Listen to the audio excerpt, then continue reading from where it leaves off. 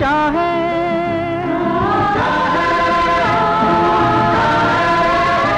और दूर बहुत है तारे।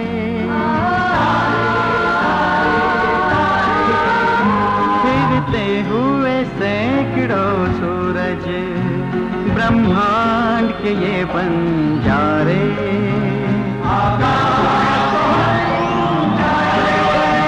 सदियों के भंवर बहते हैं, अनगिनत है समय के धारे, और नीला सा एक मोती कहते हैं जमी हम सारे।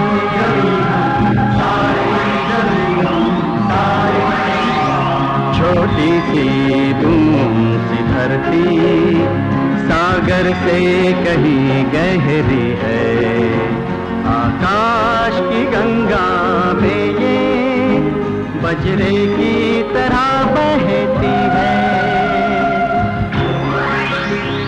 आकाश बहुत ऊंचा है,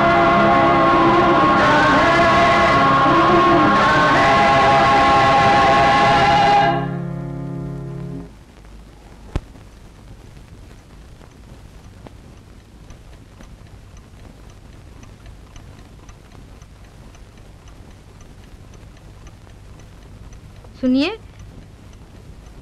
स्वाति कहाँ है? इतनी रात गए अभी तक। कहीं अड़ोस पड़ोस में खेल रही होगी। वहाँ तो मैं देख चुकी हूँ, चानी और शिल्पी के सिवा तो वो कहीं और जाती नहीं। चलो ढूंढते हैं उसे। चलिए। स्वाति, स्वाति बेटे। गौरव बेटा, तुमने स्वाति को देखा? नहीं अंकल। तुमने तो नहीं देखा? नहीं आंटी। फिर कहाँ गई? खन्ना आंटी क्या तो नहीं खेल रही? जरा देखकर आना बेटे। अच्छा आंटी, आप क्या स्वाति आई है? नहीं तो क्यों? पता नहीं कहाँ गई। स्वाति बेटे, स्वाति। स्वाति मिली? नहीं। आंटी आंटी, स्वाति तो गुड़िया के घर भी नहीं है, कहीं भी नहीं है। नहीं है? नहीं।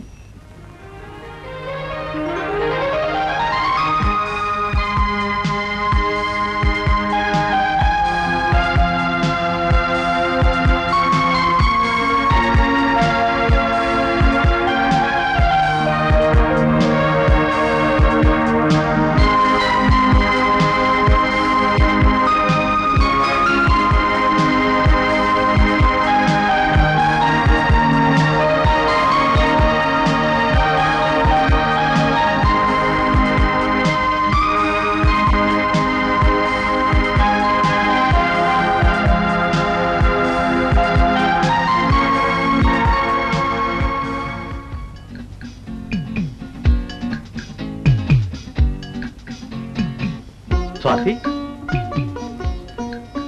तुम यहाँ हो और हम तुम्हें कहाँ ढूंढ रहे हैं? पापा, मैं तारे देख रही हूँ। तारे? तारे तुम्हें इतने अच्छे लगते हैं? तुम इतनी रात गए अकेले छत पर? हाँ मम्मी, मुझे तारे बहुत अच्छे लगते हैं। अच्छा। मुनी, स्वाति तो मिल गई, अब मैं चलूं? हाँ। स्वाति, जरा मुझे भी अपना टेलीस्कोप दो, देखूं इसमें से तारे कैसे दिखते हैं। दे बेटे। लो देखो ना।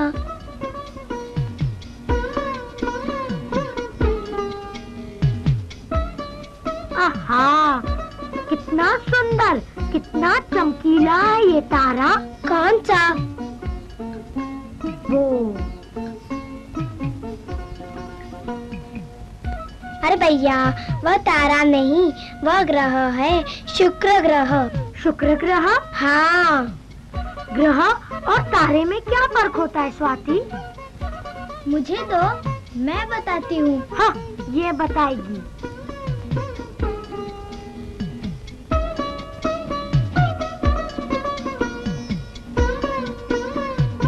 आहा, कितना सुंदर तारा है। अंकल, वो तारा है ना? देखें। कौन सा बेटे? वो वाला।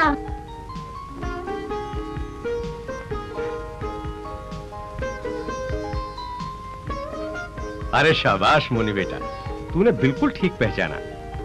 वो वाकई तारा है। That's the star। इसका मतलब है तुझे तारे और ग्रह का फर्क मालूम है। अच्छा बेटे, जरा इसे भी बता, ग्रह और तारे में क्या फर्क है? जी अंकल। हाँ बताओ ना बेटा, तुमने तारे को कैसे पहचाना? अंकल मैंने तो अंधेरे में तीर मारा था, अब निशाने पे लग गया तो मैं क्या करूं?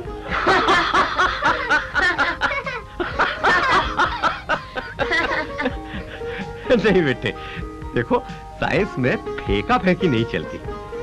सुनो मैं बताता हूं। गौरव बेटा जरा फिर से देखो। हाँ देखो फिर से।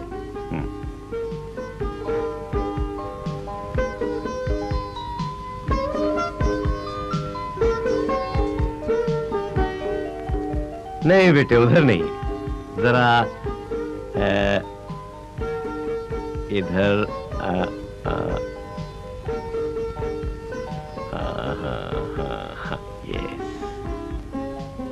वो जो तेज चमकता हुआ दिखाई दे रहा है ना, वो तारा है। तारे में अपनी एनर्जी यानी ऊर्जा होती है, जिससे उसमें अपनी रोशनी होती है और वो अपनी रोशनी से चमकता है। अच्छा तो ये बात है। अब आया ना समझ में? मोनी अब तुम देखो बेटा।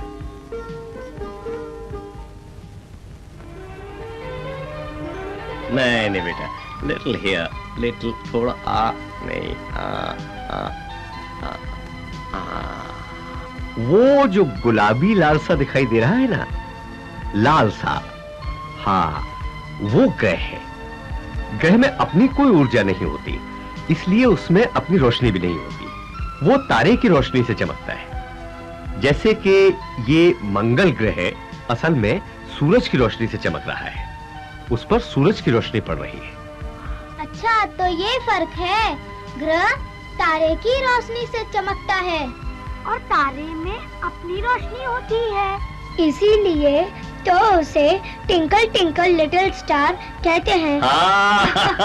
अच्छा बेटा, इसके अलावा एक और फर्क है ग्रह और तारे में। वो क्या पापा? वो मैं तुम्हें कल बताऊंगा। कल क्यों पापा? आप तो कहते हैं कल करे सो आज कर, आज करे सो आप।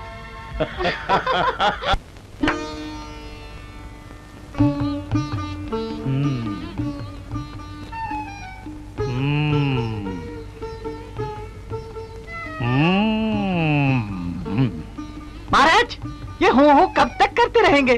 कुछ आगे भी तो बताइए ना। मनमोहन जी, तुम्हारे ग्रह बहुत खराब चल रहे हैं। सोम के घर में मंगल बैठा है, मंगल के घर में राहु, राहु के घर में शनि। सोम के घर में मंगल, मंगल के घर में राहु, राहु के घर में शनि। महाराज ये सब क्या चक्कर है? ये सब ग्रहों के चक्कर हैं बच्चा। महाराज इन ग्रहों के चक्कर में मैं तो हो जाऊंगा घन चक्कर। महाराज एक बात बताइए, ये सारे ग्रह एक दूसरे के घरों में क्यों घुसे हैं? अपने अपने घरों में क्यों नहीं रहते? महाराज कुछ तो बताइए। चलो ना दीदी, अंकल इंतजार कर रहे होंगे। आज वो ग्रह और तारे का दूसरा फर्क बताने वाले हैं। चलो ना दीदी चलो। अरे ठहरो ना, ये आदमी भी तो ग्रहों की बात कर रहा है, जरा इसकी भी सुन ले। मंगल शनि। महाराज मंगल राहु शनि, इन ग्रहों से मुझे बचाइए। इनसे छुटकारा पाने का कोई उपाय तो बताइए। उपाय?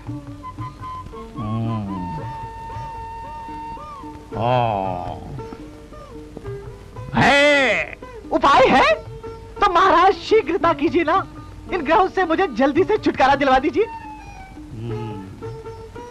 तो जेब में हाथ डालकर बतलाओ कितना धन है? धन? चल गया धन। अरे मेरी जेब में नहीं, अपनी जेब में। अपनी जेब में?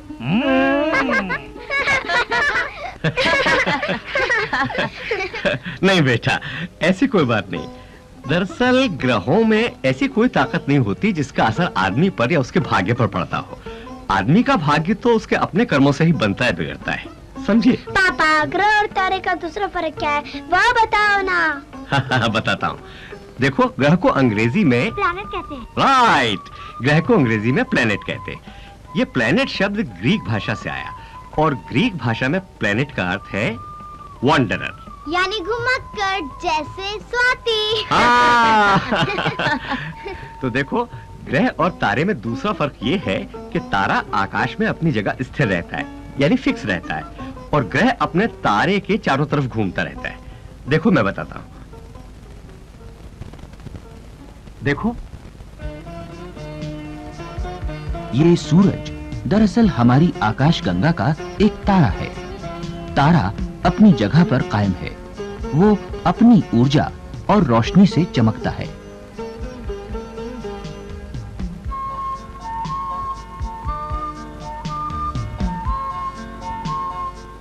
उसके चारों तरफ घूमते हुए पिंड सूरज तारे के ग्रह हैं।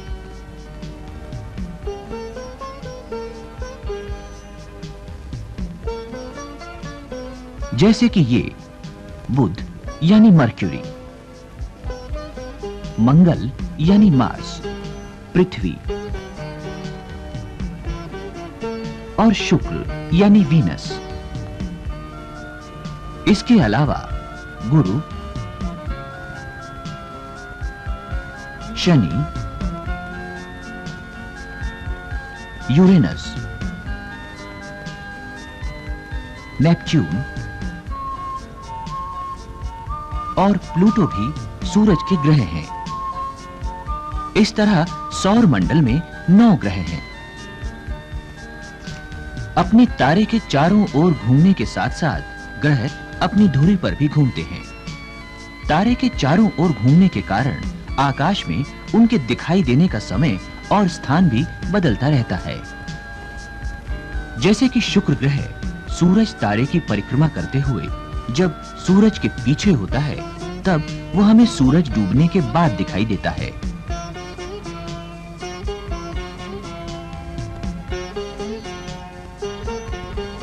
और जब सूरज के आगे होता है, तब सूरज निकलने से पहले तड़के सवेरे दिखाई देता है।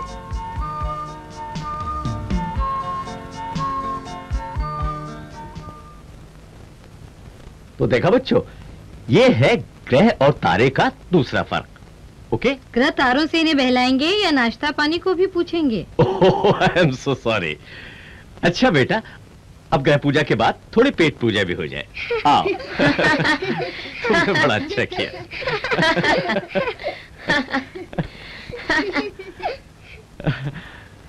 अब मैं तुम्हें एक मजेदार बात बताता हूँ। पृथ्वी सूरज तारे का एक ग्रह है, इसलिए वो अपनी धुरी पर घूमते हुए सूरज के चारों ओर घूमती है। यह कौन सी नई बात है पापा? यह तो हमें मालूम है। यही तो बात है बच्चों। जो बात आज बच्चे बच्चे को मालूम है, किसी जमाने में बड़े बड़े विद्वानों को मालूम नहीं थी। पृथ्वी और सूरज के बारे में उनके अजीब अजीब विचार थे। अंकल, मेरी दादी कहती है कि पृथ्वी शेषनाग के फन पर टिकी हुई है।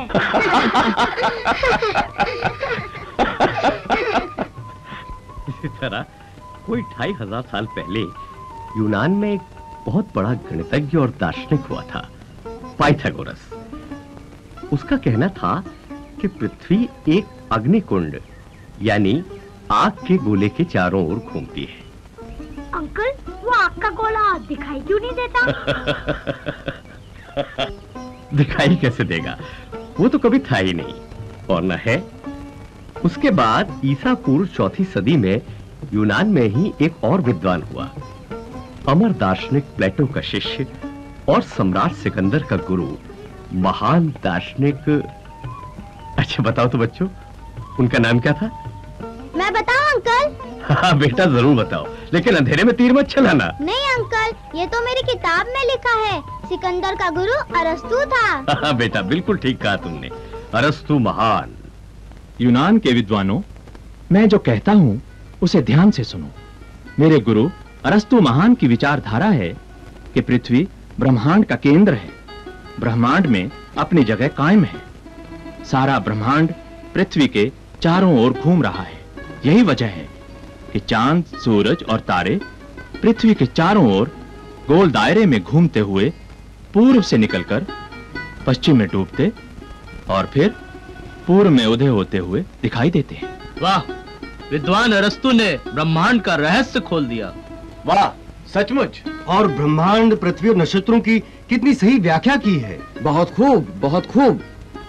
और क्या सही प्रमाण दिया है। विद्वान अरस्तु की भूकेंद्रीय विचारधारा महान है। महान है, महान है। ये गलत है। ब्रह्मांड पृथ्वी के चारों ओर नहीं घूमता।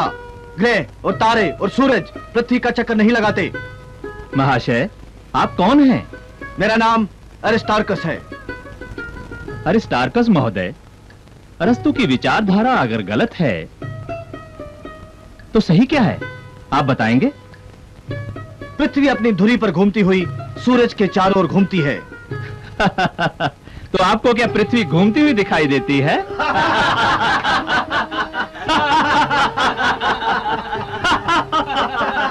यूनान के विद्वानों, हंसिए मत। जो दिखाई देता है केवल वही सच नहीं होता, जो नहीं दिखाई देता है वो भी सच होता है। पृथ्वी सूरज की परिक्रमा करती है, यही सच है। अरिस्टार्कस महोदय, आपके पास क्या प्रमाण है कि पृथ्वी घूम रही है? प्रमाण? हाँ हाँ, बोलिए, बताइए। हाँ, प्रमाण भी है,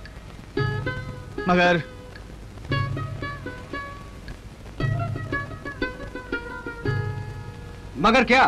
बोलिए, क्या प्रमाण है, बताइए ना। हाँ हाँ, बोलिए, बताइए। मेरे पास अपने प्रमाण को साबित करने का कोई साधन नहीं है।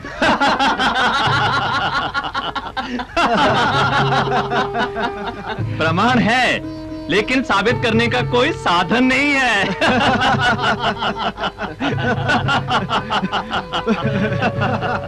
प्रमाण है, लेकिन साधन नहीं है। प्रमाण है, लेकिन सच नहीं है। मालूम होता है कोई पागल है। मैं पागल नहीं हूँ।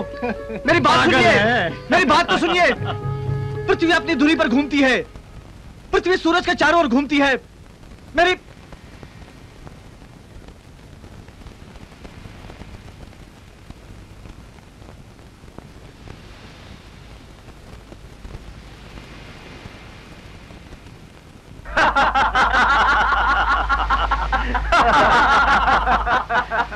प्रमाण है, लेकिन साबित करने का कोई साधन नहीं है। मालूम होता है कोई पागल है। एरिस्टार्कस की बात सच थी, पर उस समय के आकाश के निरीक्षण के तरीके उसे साबित नहीं कर सके। लिहाजा अरस्तु की भूकेंद्रीय विचारधारा, यानी सारा ब्रह्मांड अचल पृथ्वी के चारों ओर घूमता है, यही विचारधारा सच और सही मानी गई और यूनान से अरब तक फैल गई। इसी तरह हमारे देश में भी 5वीं सदी में एक विद्वान और दार्शनिक हुए थे, जिनका नाम था आर्यभट्ट। उन्होंने कहा था, अनुलोम गतिर्नस्थः पश्यत्यचलम् विलोंगम यद्वत् अचलानि भानि तद्वत् संपश्चिम गानिलं काया। पापा, इसका मतलब क्या है? वो देखो बेटा, उस किनारे की तरफ क्या दिखाई देता है? झाड़, पेड़, ट्रीज। और कुछ नहीं? ऐसा नहीं लगता कि पेड़ पीछे की तरफ जा रहे हैं? हाँ अंकल, पेड़ पीछे की तरफ जाते हुए दिखाई दे रहे हैं। पापा, ट्रेन की खिड़की से भी ऐसे ही नजर आता है ना? जब ट्रेन आगे जाती है तो पेड़ पीछे भागते हुए दिखाई देते हैं। हाँ, तो आर्यभट्ट के श्लोक का अर्थ भी यही है। जिस तरह नाव से जाने वाले को नदी किनारे के पेड़ वगैरह उल्टी दिशा को जाते हुए दिखाई देते हैं, उसी तरह पृथ्वी के अपनी धुरी पर पश्चिम से पूर्व की ओर घूमने के कारण सूरज, चांद और तारे पूर्व से पश्चिम की ओर चलते हुए दिखाई देते हैं। मगर लोगों को आर्यभट्ट की बातों पर विश्वास नहीं आया। पृथ्वी भला कैसे घूम सकती है? कुछ लोगों ने पूछा, पृथ्वी घूमती है तो सुबह अपने घोंसलों से निकलने वाले पक्षी शाम को घोंसलों में कैसे लौटते हैं? कुछ बोले आर्यभट्ट के श्लोक का अर्थ वो नहीं जो समझ में आता है, बल्कि कुछ और ही है जो समझ में नहीं आता। और कुछ लोगों ने कहा कि आर्यभट्टी नामक पुस्तक में लिखा ये श्लोक आर्यभट्ट का नहीं है, बल्कि किसी और ने बाद में जोड़ दिया है। जो भी हो, इस तरह जो सच था वो झूठ माना गया और झूठ सच बनकर सदियों तक चलता रहा। आओ बच्चों, चलें।